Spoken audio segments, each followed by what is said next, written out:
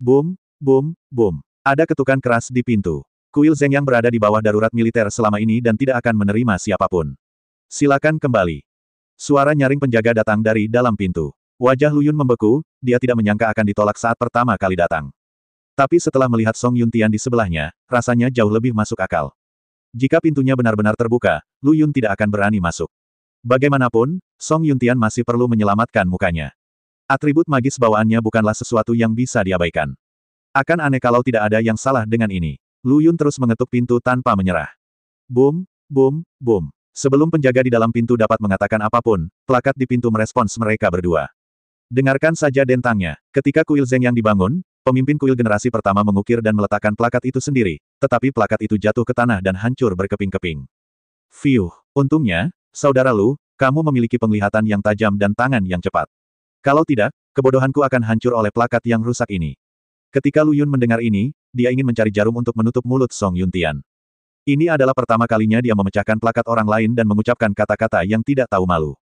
Tapi kali ini Lu Yun tidak perlu mengetuk pintu, pintunya terbuka dengan sendirinya. Dan itu diiringi dengan bel yang keras. Penjaga itu keluar dengan marah sambil membawa tombak di tangannya, kamu akan memotong plakatku, kan? Saudaraku, dengarkan penjelasanku. Lu Yun hendak berbicara, tetapi pihak lain bahkan tidak memberinya kesempatan untuk menjelaskan, jadi dia datang dengan membawa pistol dan membunuhnya. Pada saat ini, lusinan gelombang pembudidaya abadi bergegas keluar dari kuil Zhengyang, mengelilingi Lu Yun dan yang lainnya, dan menatap mereka dengan marah. Bahkan Diaken dan penatua kuil Zhengyang pun merasa khawatir. Bagaimanapun, lonceng tersebut tidak digunakan oleh penjaga kehormatan untuk menyambut orang, tetapi hanya dapat dibunyikan ketika kuil Zhengyang sedang diserang. Lu Yun menemukan saat yang tepat dan meraih tombak penjaga, semua orang dari kuil Zhengyang. Kami di sini bukan untuk menimbulkan masalah. Kami benar-benar memiliki sesuatu yang penting untuk dilakukan dan ingin bertemu dengan guru kuil Anda. Tidak mencari masalah. Kamu menghancurkan plakat yang diturunkan dari kuil Zhengyang hingga hari ini. Apakah ini disebut tidak mencari masalah? Penjaga itu berteriak dengan marah. Setelah mendengar hal tersebut, sekelompok penggarap yang datang dari belakang menemukan bahwa plakat yang semula digantung di kusen pintu telah menghilang. Dan masih ada sedikit abu putih di telapak kaki mereka saat mereka buru-buru melangkah. Plakat yang rusak telah lama diinjak-injak oleh mereka. Sudah hancur dan tidak ada peluang untuk menyelamatkannya. Kamu malas dan tidak menjaga dirimu sendiri. Apa hubungannya dengan kedua saudaraku?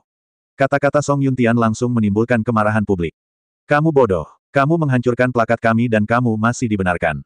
Kamu masih ingin bertemu dengan tuan istana kami. Kamu pikir kamu ini siapa? Orang desa. Saudaraku, kenapa kamu membuang banyak waktu dengan dua orang bodoh? Lakukan saja. Itu dia, tangkap mereka dan nyalakan lentera langit. Apa-apaan ini? Nyalakan lentera langit. Kuil Zeng yang Anda yang agung, kekuatan nomor 1 di Pulau Zongzu, memiliki kebiasaan buruk, sungguh menjijikkan. Lu Yun hampir menangis saat mendengar kata-kata Song Yuntian. Saudara Song, kamu tidak bisa membunuh siapapun jika kamu tidak membuka mulut. Pada saat ini, para pembudidaya abadi dari kuil Zeng yang menyerbu ke depan dan sudah terkepung. Lu Yun kesulitan untuk keluar dari pengepungan, apalagi membawa Song Yuntian bersamanya. Jadi melarikan diri adalah hal yang mustahil dan satu-satunya pilihan adalah baja keras. Ledakan, api berwarna merah darah menyembur keluar dari tubuh Lu Yun, membentuk lingkaran api di sekelilingnya. Memisahkan keduanya dari para penggarap abadi kuil Zhengyang. Untuk sementara, tidak ada yang berani mendekat. Meskipun api berwarna merah darah tampak lembut dan lemah, suhu tinggi mengerikan yang memancar darinya bahkan tidak mampu dilawan oleh banyak tetua penggarap api. Semuanya, izinkan saya menyatakannya sekali, saya di sini bukan untuk menimbulkan masalah. Saya benar-benar memiliki sesuatu yang mendesak untuk menemui tuan istana Anda. Tolong beritahu saudara itu. Kata-kata Lu Yun sudah cukup untuk menurunkan sikapnya, tetapi para pembudidaya abadi di kuil Zeng yang tidak mempercayainya sama sekali. Suhu nyala api ini sangat tinggi dan pasti menghabiskan banyak energi spiritual. Mari kita kelilingi dia di sini dan tunggu sampai dia kehabisan energi spiritual. Usulan seorang tetua segera disetujui oleh para penggarap kuil Zeng yang lainnya. Saudara Lu, apa yang harus kita lakukan sekarang? Saudara Song, apakah kamu masih tahu bagaimana cara panik? Di manakah sikap menentang langit dan bumi tadi? Lu Yun memandang Song Yuntian dan berkata dengan marah. Sekarang situasinya telah berkembang hingga saat ini, Song Yuntian sangat diperlukan. Melihat apa yang kamu katakan, sungguh membuatku sedih, saudaraku. Lagi pula, aku berbicara mewakilimu, saudaraku. Lu Yun memutar matanya ke arah Song Yuntian dan mengabaikannya. Sebaliknya, dia melihat ke arah para penggarap abadi yang berkumpul di sekitar kuil Zhengyang. Di antaranya adalah murid luar, murid dalam, diaken dan penatua. Kamu memang kultivator kuil Zhengyang. Kamu tidak gegabah. Sebaliknya, kamu berpikir untuk menunggu energi spiritualku habis sebelum menangkapku. Lu Yun bertepuk tangan 2 kali, membingungkan para penggarap abadi di sekitarnya. Tiba-tiba sikap Lu Yun berubah, tetapi jika saya memperluas lingkaran api, bagaimana semua orang di kuil Zeng yang akan menghadapinya? Saat suara itu jatuh, lingkaran api yang semula hanya beradius 2 meter, langsung meluas ke segala arah. Kejadian yang tiba-tiba tersebut menyebabkan keributan di antara para penggarap abadi di kuil Zhengyang, dan bahkan menyebabkan penyerbuan kecil. Yang paling tidak beruntung adalah mereka yang paling dekat dengan Lu Yun. Mereka tidak bisa maju, ada orang di belakangnya yang menahannya, jadi mereka tidak bisa mundur. Lingkaran api Ben yang tiba-tiba membesar seketika membakar seluruh tubuhnya dari ujung kepala sampai ujung kaki. Raungan muncul. Saudara Lu, apakah kita akan berperang dengan kuil Zhengyang? Song Yuntian memandang kultivator abadi dari kuil Zhengyang yang jatuh ke tanah dan berkata, apa yang bisa saya lakukan? Orang yang begitu berisik dan marah tidak menghargainya. Lu Yun merentangkan tangannya dan berkata tanpa daya. Saat ini, tidak ada kultivator abadi di kuil Zhengyang yang berani memandang Lu Yun dengan mata arogan. Semua wajah penuh ketakutan. Pada saat ini, nyala api 3 warna menyembur keluar dari kuil Zhengyang, mewarnai langit redup dengan 3 warna. Api berwarna merah darah di tubuh para penggarap dari kuil Zhengyang yang awalnya terbakar juga menghilang tanpa bisa dijelaskan. Tak hanya itu, tak ada satupun luka bakar di sekujur tubuhnya. Terima kasih, Tuhan, karena telah menyelamatkan hidupmu. Tuan Istanalah yang mengambil tindakan. Tuan Istanalah yang mengambil tindakan, dan kedua pencuri itu mendapat imbalannya. Tuan Istana, balas dendam kami. Tuan Istana, di tengah antisipasi antusias para penggarap kuil Zhengyang, terdengar suara samar dari kuil Zhengyang, ada apa? Masuk dan bicara, anak muda. Saat itu, ada keheningan total di luar kuil Zhengyang. Sangat sunyi sehingga Anda dapat mendengarnya dengan jelas meskipun pin terjatuh. Pada saat itu, mata Song Yuntian berubah ketika dia melihat para pembudidaya abadi di kuil Zhengyang.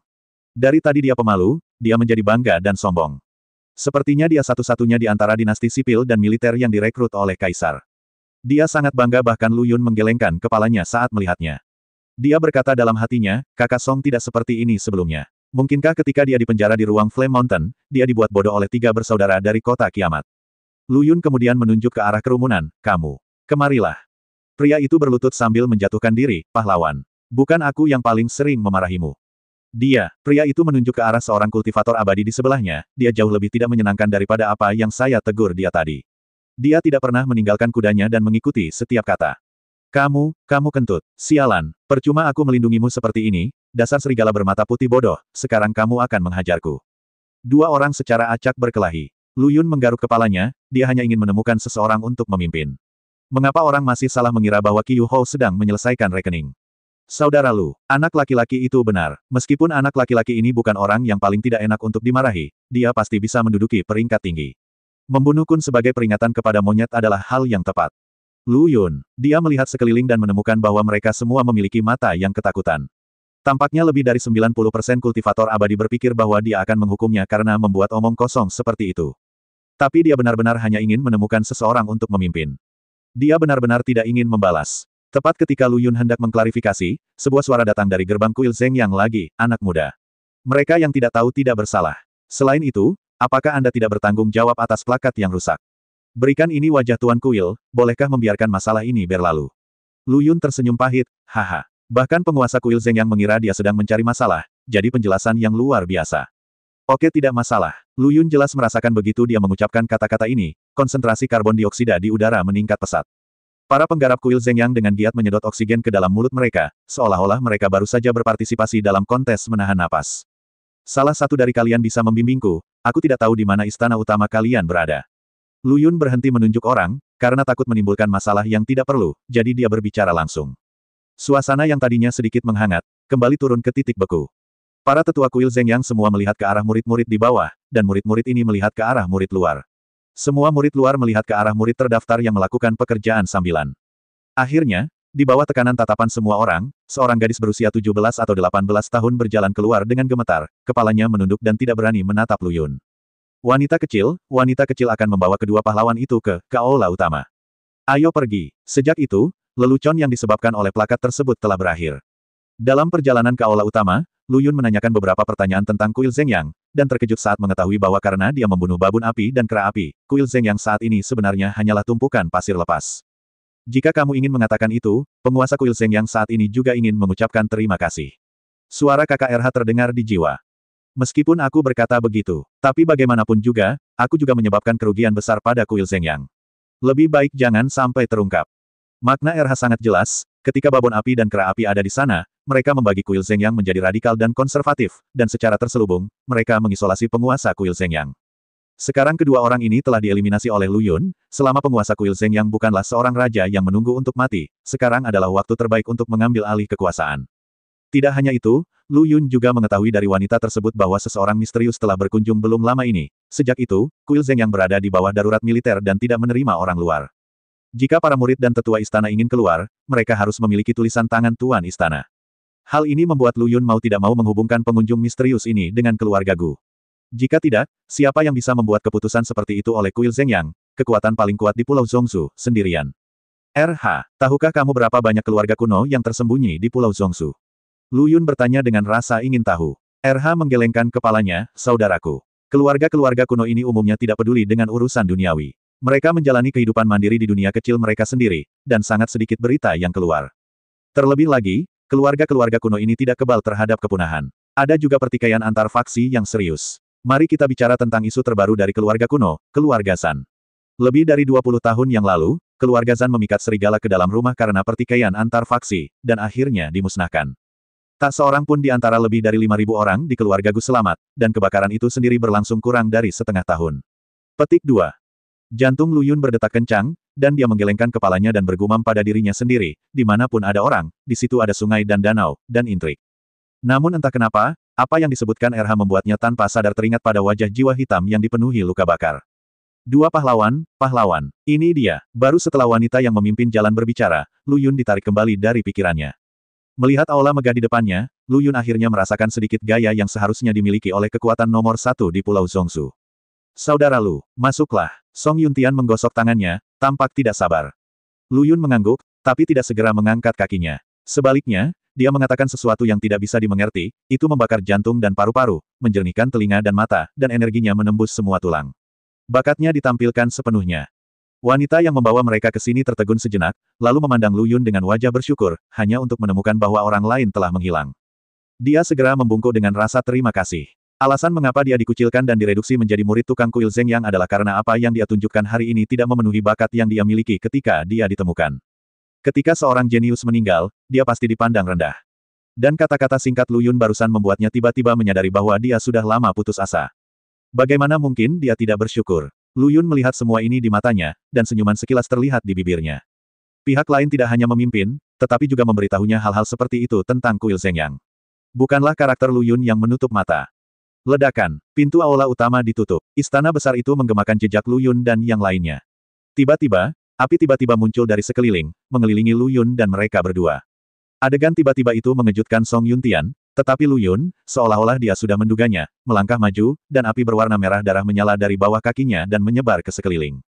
Sejak kamu mengizinkanku masuk, mengapa kamu harus terus berpura-pura? Lu Yun berkata dengan suara yang tidak rendah hati atau sombong. Haha, kaulah yang berpura-pura tidak baik dulu. Kenapa kamu masih mengeluh tentang kunjungan Tuan Qi? Kamu mengatakan itu, kan? Lu Yun, astaga, apakah ini terbuka? Song Yuntian sepertinya punya beberapa ide yang belum selesai. Lagi pula, tidak seperti Lu Yun, yang bisa berganti-ganti rompi dengan bebas, ini adalah pertama kalinya dia melakukan hal seperti itu. Itu memberinya rasa kegembiraan yang tak bisa dijelaskan, tapi begitu dia memasuki pintu, dia ketahuan. Lu Yun juga tertegun sejenak, dia tidak menyangka akan terungkap begitu cepat. Kemudian ekspresinya kembali normal, sekarang aku mengenalinya, segalanya akan menjadi lebih mudah. Api aneh ikan yin yang menyelimuti Lu Yun dengan ledakan, dan ketika api itu mereda, Lu Yun masih berubah kembali ke keadaan semula. Di depan Ming Qi Sutianyan, semua kepura-puraan adalah palsu. Kamu tidak tahu, kan? Api tiga warna di sekitarnya tiba-tiba menyatu menjadi bayangan indah di platform tinggi istana. Api tiga warna menghilang, dan seorang wanita muda cantik berusia awal 30-an muncul di depan mereka berdua. Meskipun dia kurang dewasa dibandingkan seorang gadis, dia sedikit lebih dewasa dan menawan. Dengan setiap kerutan dan senyuman, jiwa Song Yuntian hampir direnggut. Untungnya, Lu Yun memiliki mata yang cepat dan tangan yang cepat dan menahannya. Kalau tidak, sesuatu mungkin terjadi. Namun setelah kejadian ini, Lu Yun juga melihat perbedaan antara Ming Qi Sutianyan dan api aneh ikan yin yang. Bagaimanapun, ikan yin yang dan api berbeda menderita karena waktu pembentukan yang singkat. Kalau tidak, mustahil untuk mendeteksi penyamarannya. Kamu membunuh hampir 100 diaken dan penatua di kuil Zhengyang, dan kamu masih berani datang ke sini. Pemimpin kuil Zhengyang mendengus dingin, Lu Yun. Bukankah kamu menempatkanku di kuil Zhengyang? Menghadapi serangan tiba-tiba dari pihak lain, Lu Yun justru tertawa, saya pikir kamu adalah orang yang pintar, tapi saya tidak menyangka kamu begitu bertele-tele. Tidak heran jika sebagai penguasa istana, kamu akan diabaikan oleh babon api dan kera api dan jadilah boneka dengan identitas tetapi tidak memiliki kekuatan nyata. Kamu, apa yang kamu katakan? Lu Yun, lihat dengan jelas tanah macam apa ini. Kata penguasa kuil Zhengyang dengan ekspresi dingin. Jelas ada api di mana-mana, tapi atmosfer turun hingga titik beku. Alam apa? Karena aku, Lu Yun, berani datang ke kuil Zhengyangmu, aku memiliki kepercayaan diri untuk pergi dari sini. Menghadapi ancaman tersebut, Lu Yun tidak takut sama sekali dan langsung menghadapi baja keras itu. Saat ini, Anda harus lebih tangguh. Begitu dia menyerah saat ini, Lu Yun akan dipimpin langsung dalam semua negosiasi selanjutnya. Adapun apa yang dilakukan oleh penguasa kuil Zhengyang sekarang, dia tidak mencoba untuk benar-benar memulai perang dengan Lu Yun, jika tidak, dia tidak akan membiarkan mereka berdua masuk. Alasan melakukan ini tidak lebih dari memberi Lu Yun pukulan telak dan kendalikan dia. Lu Yun mengetahui hal ini dan tentu saja menolak untuk menyerah. Anak baik, seperti yang diharapkan dari orang yang merusak vitalitas kuil Zhengyang saya, dia memiliki keberanian.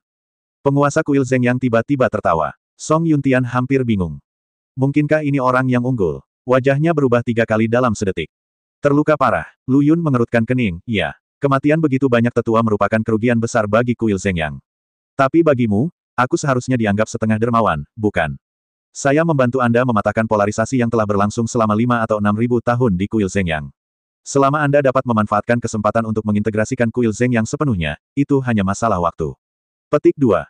Lu Yun mau tidak mau menolak untuk menerima taktik kuil Zhengyang, dan dia juga ingin bertarung melawan lawan.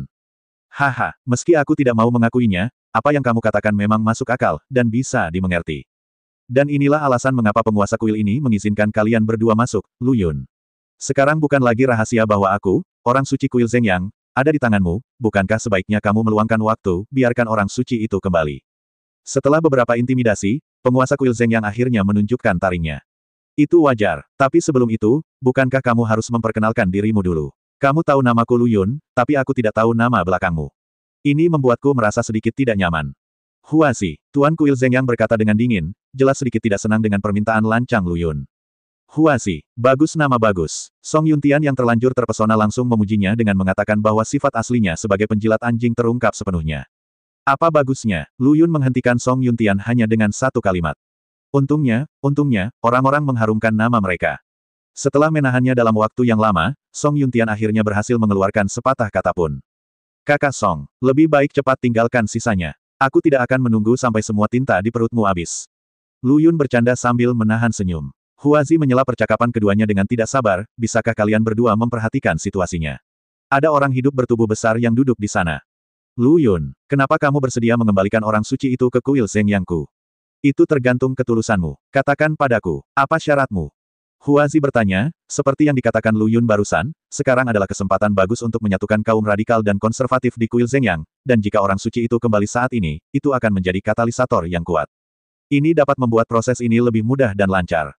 Sederhana sekali. Katakan padaku, setelah babon api membakar hutan bambu ungu Bai Xiaosheng, kemana Bai Xiaosheng pergi? Lu Yun bertanya tentang tujuan perjalanan ini. Tapi dari mulut Huazi, Lu Yun mendapat jawaban yang tidak terduga, hutan bambu ungu Bai Xiaosheng tidak dibakar oleh babon api. Hutan itu ditebang oleh kesengsaraan surgawi. Tampaknya pihak lain telah memata-matai rahasia surga melalui beberapa cara, dan kemudian dia diserang balik oleh hukum surga dan menurunkan bencana petir sebagai hukuman. Kalau begitu, tahukah kamu di mana Bai Xiaosheng sekarang? Lu Yun bertanya lagi dengan mempertimbangkan keberuntungan. Meskipun hutan bambu ungu dihancurkan, Bai Xiaosheng seharusnya tetap berada di hutan bambu ungu. Meskipun saya tidak tahu mengapa, Bai Xiaosheng tidak akan meninggalkan hutan bambu ungu. Bahkan jika dia ada urusan, dia akan keluar setelah menyelesaikan masalahnya, kembali ke hutan bambu ungu. Lu Yun tidak bisa menahan diri untuk tidak terkejut dengan kata-kata Huazi. Awalnya saya mengobrak-abrik reruntuhan hutan bambu ungu, namun tidak menemukan jejak kehidupan manusia. Sebuah pemikiran bingung muncul di benak Lu Yun, mungkinkah Bai Xiaosheng menghindarinya? Tapi mengapa Bai Xiaosheng melakukan ini? Tiba-tiba ledakan amarah membuyarkan lamunan Lu Yun. Lu Yun, sebagai imbalan atas jawaban begitu banyak pertanyaanmu, haruskah aku mengembalikan orang suci itu kepada kami? Tidak ada orang suci, tapi hanya ada satu orang yang tersisa. Lu Yun meletakkan tangannya di bahu Song Yuntian, apakah kamu menginginkannya? Jalani hidup yang baik dan jangan melekat. Kami menjamin pengembalian dan penukaran dalam 30 detik tanpa alasan apapun. Penjualan langsung pabrik, jaminan kualitas. Lu Yun, apakah kamu mempermainkanku, penguasa istana? Wajah Huazi berubah karena marah. Menipumu, maaf, kamu bukan tipeku. Aku tidak tertarik padamu. Lu Yun, dasar penjahat, tarik kembali kata-katamu. Huazi meraung dengan marah. Di aula, api surgawi Ming Ciksu bergoyang dan berguling di udara, seperti ular piton yang menyemburkan huruf, siap menyerang Lu Yun kapan saja. Lu Yun mendengus dingin saat melihat ini, dan ikan yin dan yang keluar dari tubuhnya dan mengelilinginya. Dia berkata dengan cara yang tidak rendah hati atau sombong, pertama-tama. Nianqi bukanlah komoditas yang bisa diperdagangkan sesuka hati. Dia adalah orang yang hidup, orang yang memiliki pilihan independen. Aku akan menyampaikan niatmu kepada Nianqi untukmu. Jika dia ingin kembali, aku tidak akan melakukan apapun untuk menghentikannya. Hanya ini yang bisa kujanjikan padamu. Tentu saja, Lu Yun mengubah topik, jika kamu merasa aku telah menipumu. Jika kamu ingin mengambil tindakan, aku akan menemanimu. Tapi aku setuju bahwa semua kerugian yang ditimbulkan tidak akan diberi kompensasi. Kata-kata Lu Yun tidak berbeda dengan ancaman. Saat ini, wajah Huazi sangat muram. Dia harus berkompromi demi situasi secara keseluruhan. Lu Yun juga memiliki api yang aneh, meskipun jika dibandingkan, ia sedikit lebih rendah dari Ming Ciksu Tianyan. Tapi jika Lu Yunru ingin pergi, dengan api anehnya, Huazi mungkin tidak bisa menghentikannya. Lu Yun, Tuan istana ini percaya padamu kali ini. Kuharap kamu akan melakukan apa yang kamu katakan. Jangan menjadi penjahat yang mengingkari janjimu. Itu wajar, sudut mulut Lu Yun sedikit terangkat, dan dia berbalik untuk pergi. Lagi pula, semua yang ingin kamu ketahui sudah ditanyakan dengan jelas, jadi tidak perlu berlama-lama di sini. Tapi sebelum dia mengambil 2 langkah, Lu Yun menoleh lagi, Saudara Song. Hentikan pandanganmu yang tak terlihat. Ayo pergi. Oh, Song Yuntian kali ini mengalihkan pandangan nimfomaniaknya dari wajah Huazi, menangkupkan tinjunya dan berkata, Hua cantik. Kita ditakdirkan untuk bertemu lagi di dunia. Lalu dia berbalik dan pergi bersama Lu Yun. Karakter kuat yang awalnya diperkuat oleh Lu Yun dihancurkan sepenuhnya oleh Song Yuntian. Begitu dia meninggalkan aula utama, Lu Yun menemukan 2 tetua menunggu di luar aula. Kalian berdua, ikut aku. Lu Yun dan Song Yuntian saling berpandangan. Saudara Lu, apakah mereka mencoba membunuh orang dan membungkam mereka? Lu Yun terkadang mengagumi sirkuit otak Song Yuntian. Bagaimana dia bisa memunculkan ide aneh seperti itu? Bahkan penguasa kuil Zeng yang tidak berani melakukan apapun terhadap mereka. Biarpun kamu menggunakan otakmu sedikit, kamu tidak bisa menanyakan pertanyaan tingkat tinggi seperti itu. Namun, Lu Yun terlalu malas untuk menjelaskan kepada Song Yuntian dan meninggalkan satu kalimat, ikuti saya dan lihat, dan kamu akan tahu. Kemudian dia segera mengikuti orang tua yang memimpin jalan. Tapi yang tidak disangka Lu Yun adalah dia tidak tahu apakah kedua tetua itu melakukannya dengan sengaja atau tidak. Jalannya ternyata semakin nyentrik dan bergelombang. Untuk sesaat, pemikiran yang sama seperti Song Yuntian muncul di benak Lu Yun. Mungkinkah kedua orang ini benar-benar ingin membunuh dan membungkam mereka? Namun setelah kesadaran spiritualnya menyapu mereka berdua, Lu Yun langsung menolak gagasan tersebut. Dengan kekuatan kedua orang ini, apalagi menghadapinya, akan sulit bagi mereka untuk bersatu menghadapi Song Yuntian. Akhirnya, Lu Yun tidak bisa menahan rasa penasarannya, jadi dia bertanya, dan kemudian dia mengetahuinya. Ternyata Huazi takut kepergian mereka melalui gerbang akan berdampak buruk bagi kuil Zhengyang. Lagi pula, ketika mereka masuk, keduanya menimbulkan kehebohan khawatir. Jadi mereka berdua diutus untuk membawa Lu Yun keluar melalui pintu belakang. Lu Yun dan Song Yuntian berkata mereka mengerti dan tidak terlalu memperhatikan. Saya memikirkan kejadian Bai Xiaosheng lagi. Mengapa pihak lain menghindarinya tanpa alasan? Selain itu, Gou Sheng dengan jelas memberitahu Lu Yun bahwa Bai Xiaosheng memintanya untuk mengirimkan 2 botol obat itu. Dia menyuruh orang melakukan perjalanan ribuan mil untuk mengantarkan obat, tapi mereka menghindarinya. Apakah Bai Xiaosheng tidak ingin bertemu dengannya atau tidak bisa? Lu Yun benar-benar tidak mengerti jenis obat apa yang Bai Xiaosheng jual di labunya. Terlebih lagi, dia telah berada di Pulau Zhongzu selama 3 hari, tetapi selama periode ini, dia belum mendengar kabar apapun dari penguasa alam atas. Menurut akal sehat, pihak lain selangkah lebih maju darinya, jadi dia harus tiba di Pulau Zhongzu sebelum dia, apapun yang terjadi. Apa alasan penundaannya? Ataukah dia diperlakukan diam-diam oleh keluarga situ? Dibandingkan dengan kemungkinan kedua, Lu Yun memiliki lebih banyak alasan untuk mempercayai kemungkinan pertama. Bagaimanapun, sebagai penguasa alam atas, Seng Lingtian pasti memiliki sesuatu yang istimewa pada dirinya. Meskipun keluarga situ sangat kuat dan mengendalikan hukum waktu yang sangat sulit, tetap saja sulit untuk membunuh Seng Lingtian. Ini sangat berantakan. Lu Yun mengusap keningnya. Dia tidak tahu apa-apa, dan dia memiliki kecenderungan untuk terus membereskan masalah dan membuatnya berantakan lagi. Tidak masalah. Ayo kembali ke hutan Zizu dan lihat apa yang terjadi dengan Bai Xiaosheng. Sekarang satu-satunya tempat yang bisa digunakan sebagai pintu masuk adalah Bai Xiaosheng. Tiba-tiba, kedua tetua kuil Zhengyang yang memimpin jalan jatuh ke tanah tanpa peringatan, yang membuat Lu Yun dan Song Yuntian tercengang. Anda harus tahu bahwa ini berada di bawah yurisdiksi kuil Zhengyang. Siapa yang begitu berani dan berani melakukan sesuatu secara terang-terangan di siang hari bolong? Jawabannya tampaknya sudah jelas, keluarga Gu. Saudara Song, hati-hati. Lu Yun menoleh ke belakang, hanya untuk menemukan bahwa Song Yuntian telah menghilang dari tempatnya pada suatu saat. Saat ini, suara Huazi terdengar di langit, pencuri itu berani membuat masalah di kuil Zhengyang kita. Saat dia berbicara, sosok Huazi muncul di samping Lu Yun begitu saja. Namun sejauh mata memandang, kecuali pohon ara yang ditanam di kedua sisi jalan hutan dan kedua tetua yang tergeletak di tanah, tidak ada hal lain yang luar biasa. Tempat kumuh macam apa di kuil Zhengyang tempat kamu masih bisa bertemu hantu di siang hari bolong? Lu Yun tidak tahan untuk mengeluh, dan kesadarannya menyebar, memperluas cakupan untuk mencari jejak Song Yuntian. Bisa dibayangkan akibatnya, tidak ada jejak sama sekali. Song Yun terlalu sulit, seolah-olah telah menguap dari dunia, tidak meninggalkan jejak jiwanya. Jangan buang waktumu, kamu mungkin tidak akan mendapatkan temanmu kembali. Huazi mengambil kembali Ming Cik Tian Yan dan berkata, Apa maksudmu dengan itu? Lu Yun merasa cemas saat itu. Untuk bisa membawa orang pergi tanpa meninggalkan jejak apapun, hanya mereka di dunia atas ini yang bisa melakukannya. Wei Hao, keluarga yang kesepian, keluarga kuno lain yang belum pernah terdengar muncul. Keluarga kesepian, keluarga kuno yang memiliki hukum ruang dan waktu yang terukir di tulang mereka. Mereka dapat melakukan perjalanan dari satu wilayah ke wilayah lain bahkan jika mereka menarik napas. Mereka juga merupakan keluarga paling misterius di antara semua keluarga kuno. Itu dikatakan bahwa mereka telah memindahkan dunia kecil mereka ke dalam turbulensi ruang dan waktu agar dapat merasakan lebih banyak hukum ruang. Suara RH perlahan terdengar di benaknya. Hal ini memberi Lu Yun pemahaman umum tentang keluarga kesepian. Menjaga keluarga Zuge dan keluarga Situ siang dan malam, tanpa diduga, keluarga kesepian lainnya muncul, yang tidak pernah diharapkan oleh Lu Yun. Dan mengapa keluarga kuno ini begitu terobsesi dengan Song Yuntian? Apakah Anda juga ingin mengetahui iblis tersembunyi di dalam dirinya? Masih ingin menggunakan Song Yuntian untuk mencapai semacam rahasia tersembunyi? Lu Yun, sepertinya temanmu luar biasa, Huazi tiba-tiba berkata. Seolah melihat keraguan di mata Lu Yun, Huazi menggambar garis di langit di depannya, dan dua kelompok api tiga warna muncul. Dua pemandangan tercermin dalam dua nyala api. Meskipun dia tidak tahu di mana mereka berada, karakter yang muncul dalam dua adegan ini sangat familiar bagi Lu Yun. Orang-orang dari keluarga Zuge dan keluarga Situ.